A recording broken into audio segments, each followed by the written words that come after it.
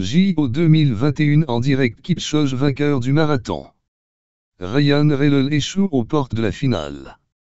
Le programme des Français. Marathon, Nicolas Navarro, Morad Andouni et Hassan Chadi. Cyclisme sur piste, Clara Copponi et Ryan Reloel. Handball F, finale France Comité olympique russe. 5h54, il va falloir tout donner sur la fin. Copponi est à 14 points du podium. Avec sa dernière course, j'y crois. 5h48, mais quelle superbe victoire de Clara Copponi dans cette course à élimination. Au classement général de l'Omnium, la Française est pour l'instant 7e avec 80 points, 16 points dans le scratch, 24 dans la course tempo et 40 dans l'épreuve élimination. 5h47, chapeau. Bravo. Clara Copponi gagne sa course en finissant sur un duel contre la championne du monde en titre. 5h46, c'est le duel. Clara, allez. 5h46, encore 3 sur la piste. Clara tient. 5h44, on y croit au coup de pédale de Clara Copponi. La Française est engagée dans l'Omnium.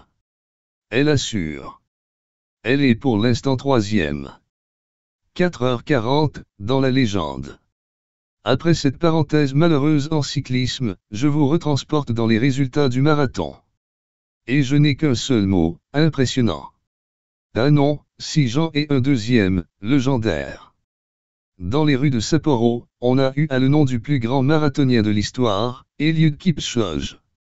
Le Kenyan, 5 ans après Rio, a de nouveau remporté l'épreuve mythique des JO. En 2h08:38, il a devancé le Néerlandais Abdi Nadje, 2h09:58, et le Belge Bachir Abdi, 2h10. À 36 ans, Kipchoge détient le record du monde des 42 195 km, établi en 2h01:39 sec à Berlin en 2018. Surtout, il devient le 3e coureur à remporter le marathon olympique pour la 2e fois consécutive après l'Éthiopien Ebebe Bikila, 1960 et 1964, et l'Allemand de l'Est Waldemar Sierpinski, 1976 et 1980. C'est sa 4e médaille olympique en 4 participations après le bronze du 5000 mètres en 2004 et l'argent sur la même distance en 2008. Chapeau. 4h35, au Vélodrome d'Izu, dans l'épreuve de Keirin, Ryan Reloel n'est même pas à une seconde du vainqueur de la 2e demi-finale.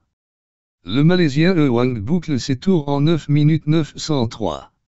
Avec une vitesse moyenne à se faire flasher, 72 705 km/h, Ryan Reloel est 5e à plus 0.497. 4h24, le Français est 5e. Tout proche de passer, il pêche par un mauvais choix tactique. 4h23, non. Ryan Reloel éliminé. 4h22, Ryan dernier avant le dernier tour. 4h22, la tension est grande. Encore 3 tours. Il faut être dans les 3 premiers. 4h20, la demi pour Ryan. C'est parti en cyclisme sur piste pour la demi-finale de Ryan Reloel. Allez. 4h05, marathon. Des Français en intérieur aujourd'hui sauf en marathon. La course mythique de l'olympisme étant terminée, c'est le moment de vous en faire un bilan. Le premier Français est 12e. Nicolas Navarro a couru en 2h12:50. Morad Andouni est lui 17e en 2h14:33. 4h, flash météo. Comme chaque jour, on commence par un petit point météo. Les Jeux pourraient se terminer sous la pluie. Il fait actuellement 26 degrés sur la capitale japonaise et Tokyo connaît des orages intermittents. Pas trop grave, vu que nos tricolores vont surtout évoluer en intérieur. 3h58, des Somens et des Jeux. Ohayou gozaimasu. Je soupire un peu triste en vous lançant ce dernier bonjour le matin en japonais.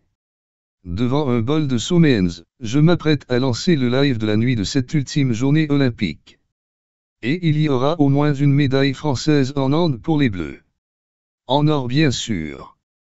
On compte aussi sur le cyclisme pour nous faire vibrer. Décalez une dernière fois de 7 heures vos montres, pendules ou téléphone. Il est 10h58 à Tokyo. C'est parti. Salut les noctambules, bienvenue sur ce live nocturne. C'est la dernière ligne droite à Tokyo et il reste encore quelques médailles à distribuer. Comme hier, on s'attend à voir la France briller dans un sport collectif. À 8h, les Bleus joueront la finale de hand contre les Russes. Vous pourrez aussi suivre du cyclisme ou encore de la course. Bonne dernière journée.